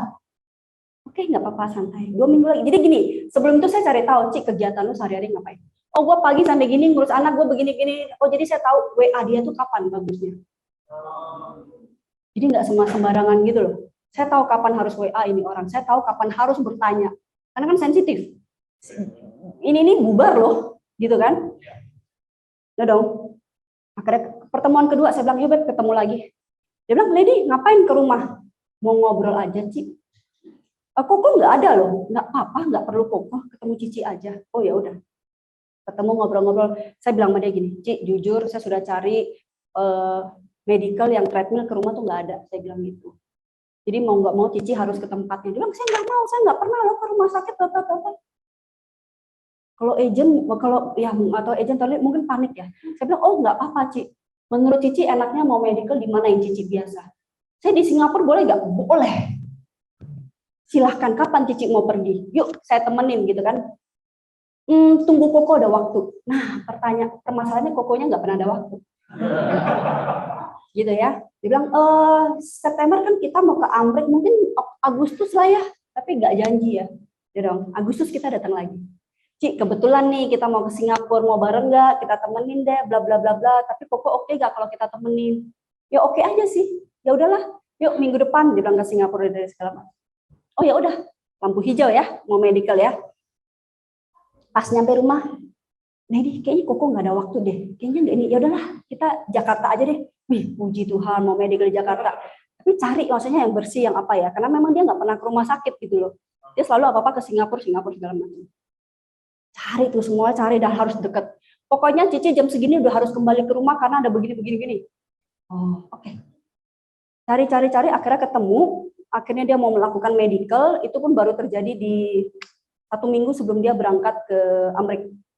Tadinya juga udah mau hampir batal tuh, gara-gara saya harus kemana ya? Saya harus ke Surabaya sharing. Saya lupa dengan jadwal saya bilang, oh ya hari ini bisa nih Ci, ternyata saya harus ke Surabaya sharing. Gitu ya. Sampai akhirnya flightnya Surabaya harusnya pagi, saya cancel sampai sore, saya bisa temenin dia medical. Tadinya dia bilang dia mau batal. Oh kalau kamu nggak bisa temenin, Cece juga nggak mau. Awalnya bilang mau teman-teman, terakhir bilangnya nggak mau, mati gitu. Saya bilang sama Pro Pusat, saya bilang boleh pesawatnya diganti sore, saya bilang gitu. Kalau nggak dapat Garuda nggak apa-apa, yang lain itu, yang penting sore, saya bilang. Paginya saya harus medical.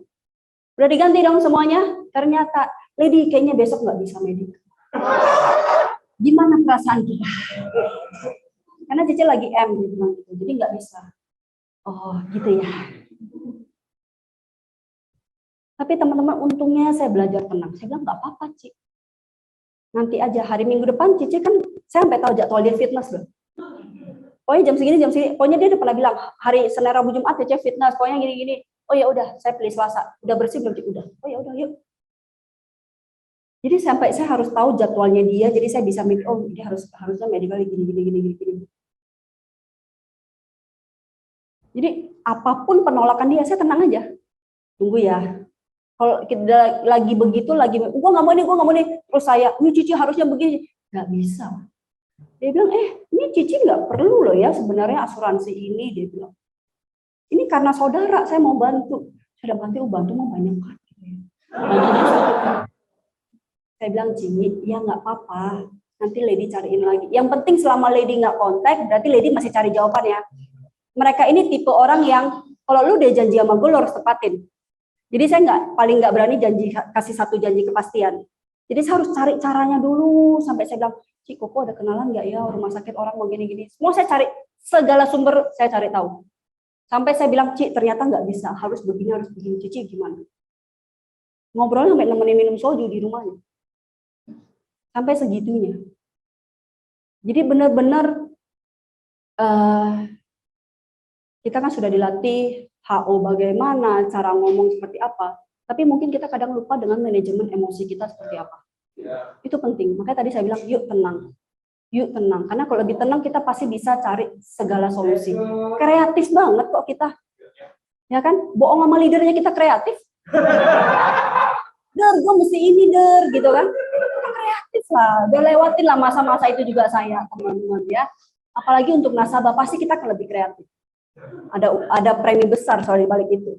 Tapi saya balik lagi, saya bilang gini, ternyata ketenangan itu bukan hanya untuk ketika nasabah kita punya premi besar, premi kecil. Kalau klaimnya nggak dibayar, apalagi investigasinya lama, habis medical dia kena red up, bagaimana cara ngomongnya? Saya bukan tipe yang kalau misalnya tiba-tiba datang surat red up lagi, saya nggak langsung kasih tahu nasabah saya loh.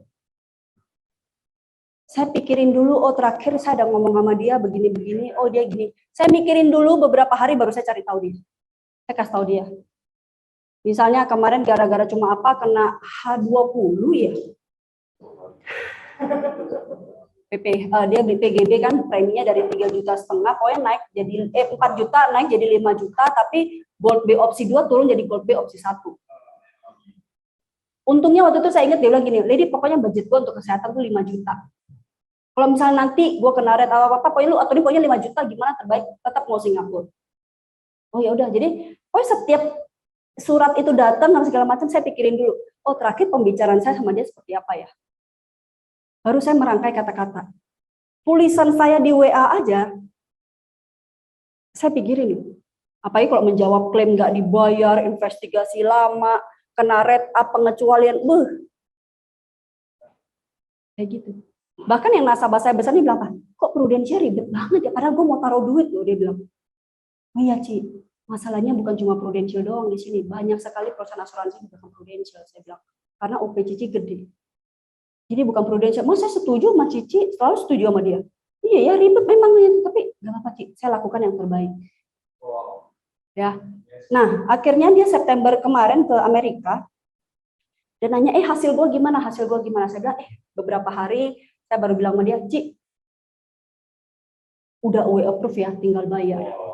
Tapi nanti aja, tunggu Cici selesai dulu, liburan nanti aja nggak apa-apa Ci, yang penting sudah di approve. Oh berarti nggak usah dong saya sediakan gini, nggak usah lagi Ci, Lady udah request ke nasabah, ke Pru, saya bilang nggak, jangan gini, semuanya approve, padahal sebenarnya nggak request, sebenarnya memang nggak perlu juga. Tapi saya bilang, ya ini kemarin, pokoknya kalau ada apa-apa saya bilang aja, oh ya kita udah ini ke Pru Ci, ternyata di approve gini ya gitu ya. Bilang, tapi Cici pulangnya diperpanjang loh tanggal 20. Nggak apa-apa Ci, makanya sampai sekarang belum dibayar. Nggak apa-apa Ci, saya bilang gitu. Koko pulang duluan. Iya nggak apa-apa, tunggu Cici pulang aja, saya bilang gitu. Tahu nggak kenapa? Saya nggak ngejar-ngejar, saya cuma kasih tahu udah approve tinggal dibayar. Kenapa saya nggak ngejar dia untuk bayar? Pembicaraan terakhir kemarin adalah, Koko masih sibuk ya, masih jet lag, masih sibuk. Kamu tahu dia pulang kan karena ada kerjaan banyak. Iya nggak apa-apa Ci. Kamu kasih dia 10 hari ya untuk bayar. Iya nggak apa-apa Ci. Iya nggak apa-apa. Jangan pernah nge-push.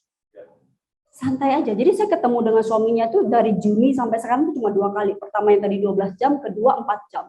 4 jam cuma untuk fact finding soal aset dia. Jadi semuanya by tulis, dia tinggal tanda tangan, saya tulis semua. Jadi suami saya cari tahu mobilnya apa, jadi dia tulis semua tuh. Dia ngomong, saya sambil catat begitu ya. Terus rumahnya di mana segala. Saya nggak tanya dia loh blok apa, dia cuma kasih petanya rumah gue di sini. Oke, saya capture, saya cari tahu sendiri rumah ini berapa ratus meter, semeternya berapa kan untuk list aset ya. Saya tanya dia, oh PT Koko begini gini ya. Saya cari semua di Google. Jadi berusaha untuk tidak meribetkan nasabah. Tapi kalau dia, kok enaknya pemegang polisnya Cici atau apa, mau enaknya tulis ibu rumah tangga apa, itu semua persetujuan dia. Oh tulis aja ibu rumah tangga, nggak apa-apa, semua aset dari saya. Oh ya udah oke. Jadi pertama adalah tenang dulu, pokoknya apa-apa iya dulu, setuju. Jadi pengendalian manajemen emosinya itu perlu. Cari tahu kesamaannya apa. Soal mobil, soal olahraga, soal politik, semuanya. Apapun yang dia ngomongkan saya tahu. Nyambung lah. Mungkin pertama kita nggak tahu, mungkin lukisan apa semua kita nggak tahu. Kalau dia ngomong lukisan, nggak apa-apa, tanya aja. Oh, ini siapa? Ini gimana nih? Kedua, pulang cari Google, cari tahu. Jadi pertemuan kedua adalah kita udah nggak bisa bilang kita nggak tahu. Kita harus mengimbangi percakapan itu. Kita harus mengimbangi percakapan itu. Jadi persiapkan dirilah, teman-teman. Ya, persiapkan diri. Saya juga nggak pernah menyangka akan dapat sebesar ini. Tapi saya tahu saya siap. Jadi ketika saya closing itu sudah pasti senang. Senang biasa aja. Saya bilang sama suami saya, ini biasa aja loh. Menurut saya ini cuma sekedar satu polis, cuma preminya aja yang berbeda. Cuma preminya aja yang berbeda. Ini doang. Jadi jangan over happy, boleh kok. Gila ya bisa. Cukup segitu aja. Karena pada dasarnya saya datang untuk belajar. Closing adalah bonus yang menurut saya akibat dari apa yang sudah saya lakukan. Jadi kalau dia pas bilang dia nggak mau medical, nggak mau apa, menurut saya dia tetap pasti akan medical apapun caranya. Kan saya tinggal pulang mikirin caranya seperti apa ya, apa yang enak buat dia. Tinggal pikirin cara ngomong bahasanya seperti itu. Saya kalau WA dengan orang, saya pikirin loh semua tata bahasanya, belajar hypnowriting. Jadi pemilihan kata-kata terhadap tim, terhadap grup, semuanya dipilih. Nasabah seperti apa. Bahkan saya kasih tahu dia, tulis kayak gini-gini mesti spasi ke bawah. Mesti begini, jangan pakai singkatan. Jangan pakai bahasa kita, bahasa agent. Pakai bahasa yang dimengerti oleh mereka. Semuanya itu, even itu sesimpel apapun, tetap harus belajar. Itu hal-hal yang kita nggak tahu. Yang terus jangan panik ya. Karena kepanikan kita pasti akan kelihatan lah. Auranya kita, cara tulisan kita pasti akan kelihatan. Santai aja, emosi kita tenang aja. Tenang. Kalau memang, menurut saya kalau memang ini jodohnya, sudah pasti jodohnya. Tapi bukan berarti tidak melakukan yang terbaik. Sama seperti dengan Tuhan, hidup itu akan indah pada waktunya. Waktunya Tuhan. Tapi bukan berarti kita cuma menunggu tidak melakukan apa-apa. Yang kita lakukan adalah kita menunggu waktunya Tuhan, tapi kita mempersiapkan diri kita menjadi pilihan Tuhan, dikasih waktu yang terbaik. Oke, boleh next. Ini terakhir saya. Teman-teman, ini ketika usia 40 saya foto gitu ya. Ketika itu saya bilang tadi kan saya takut tua, saya takut tidak bisa melakukan banyak aktivitas, saya takut kelelahan, saya takut bla bla, semuanya saya takut. Tapi ternyata ketika saya sudah berusia 40 dan saya melakukan apapun yang harus saya persiapkan untuk menjadi usia 40 ini, ternyata 40 saya hidup lebih sehat. Saya tidak pernah kelelahan, saya punya kekuatan untuk menjalani hari-hari saya, gitu ya. Saya punya banyak waktu sekali untuk berbuat yang lebih banyak. Saya menjadi manusia yang makin baik tiap harinya. Saya menjadi seorang ibu yang tiap hari baik buat anak saya, istri yang baik buat suami saya. Everything, semuanya baik. Banyak orang berkata, oh usia 40 adalah waktunya usia kayak usia 20 gitulah. Bagi saya mungkin usia ini adalah usia terbaik saya. Secara fisik, mental, mindset, semuanya. Saya benar-benar baru memulai di usia 40 saya. Jadi apapun pelajaran yang sudah saya terima sebelum-sebelum ini, semuanya saya evaluasi dengan baik. Semuanya saya evaluasi dengan baik. Yang saya bilang, evaluasilah tiap hari. Itulah yang akan menentukan kita siapa ke depannya. Saya dengan cukup bangga, saya bilang saya usia 40. Dengan cukup bangga. Dulu kemarin sumpah ketakutan. Karena di usia 40 ini adalah yang saya bilang, usia terbaik saya. Terima kasih teman-teman. Semoga hari ini menjadi hari yang terbaik buat teman-teman juga. Thank you banget Lady. Kita ngobrol bareng, tapi sebelum bolehlah Kimora debat sama musisi sehat. Oh iya, sorry. Thank you.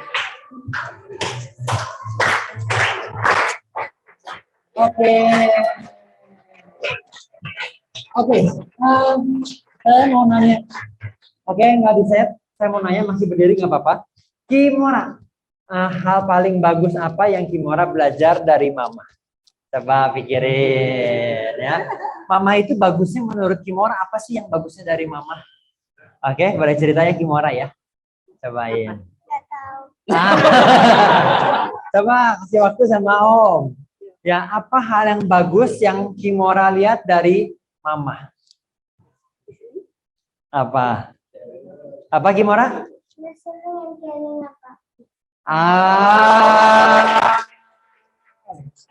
Oke, listening and caring about me. Oke. Wah, asik banget Kimora. Teman-teman, hari ini kita belajar, boleh bilang kiri kanannya. Kalau yang udah umur 40, boleh bilang lu udah 40. Ya. Kalau yang belum 40, lu punya waktu sebelum 40 ya. Lu punya waktu sebelum 40.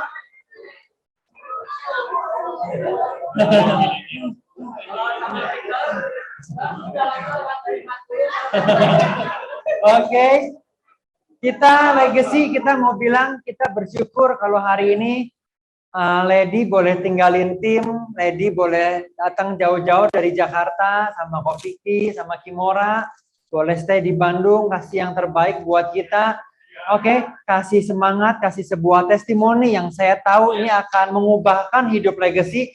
So, bolehkah kita kasih tepuk tangan dong paling meriah?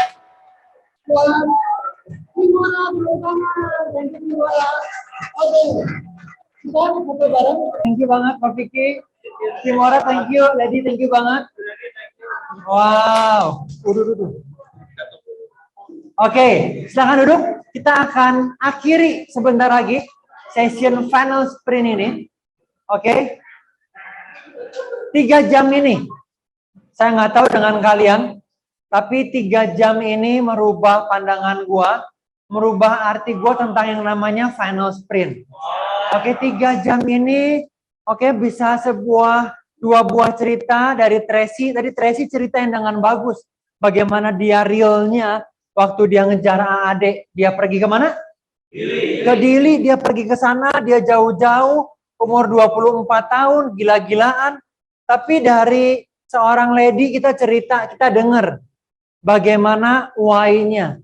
Oke, kenapa orang perlu persiapannya? Nah, saya dengar berkali-kali Lady bilang sebuah kata yaitu persiapan. Boleh bilang kiri kanannya persiapan. Oke. Bahwa persiapan yang Lady lalui waktu dia training, waktu dia semangat belajar, ketemu orang dan lain sebagainya, akhirnya Lady dilayakkan untuk closing 1,2 M. 1,2 M itu kalau warisan komisi 25 sama 10 ya, kalau 5 tahun ya. 25 sama 10, 35 kali 1,2 berapa Tor? 420. Plus AD, anggaplah partner gitu ya. Artinya lumayan. Dapat income berapa? 420 juta, lumayan lah ya. Lumayan ya. Marnov mau beli apa kalau ada 420? Marnov mau beli apa Marnov? Warisan juga salah. Ini istri idaman nih, Vin. Bisa begitu ya, Vin. Oke. 420 lumayan. Tapi kok saya dapat sebuah impresi ya, teman-teman. Bahwa 420 juta pun sebenarnya itu adalah hal kecil tuh. yang Tuhan lagi persiapkan buat hal besar lainnya. Oke? Nah, pertanyaannya di pagi hari ini teman-teman. Setelah ini kita akan bangkit berdiri, dua orang, apa yang lu dapetin hari ini dan apa yang Anda mau lakukan di final sprint ini. Tapi sebelum itu, teman-teman, saya mau bertanya. Oke? Sebenarnya di 2,5 bulan ini, apa yang Anda mau lakukan? Tadi Lady bilang gini, have you found the maximum potential in your life? 2,5 bulan ini teman-teman. Yang pertama adalah potensi apa yang kamu punya yang lu rasa lu perlu maksimalkan di 2,5 bulan ini. Karena Lady bilang apa? Apa yang habit 2,5 bulan ini akan lu bawa di tahun depan. So kalau lu nggak rubah sekarang, kalau lu mikirnya nanti deh tahun depan, sayangnya menyerahnya itu akan ada. Bahwa kita dengar promosi itu bukan sebuah goals, tapi sebuah kewajiban. Ya, promosi adalah sebuah kewajiban. Jadi pertanyaan pertama, potensi apa yang lu perlu maksimalkan di 2,5 bulan ini? Dan pertanyaan kedua, persiapan apa yang perlu dilakukan? Waktu dalam 2,5 bulan ini lu punya persiapan. Sehingga lu nggak pernah tahu tahun depan. Oke? Atau dalam 2,5 bulan ini lu ketemu sama siapa? Lu nggak tahu tahun depan ada hal apa yang sebenarnya Tuhan udah persiapkan. Dan itu nggak akan pernah kita dapatkan, nggak akan pernah kita ketemu kalau kita nggak lakuin persiapannya. So, bolehkah semua bangkit berdiri? Dan sebelum kita pulang, bolehkah Anda ketemu dua orang, seorang maksudnya.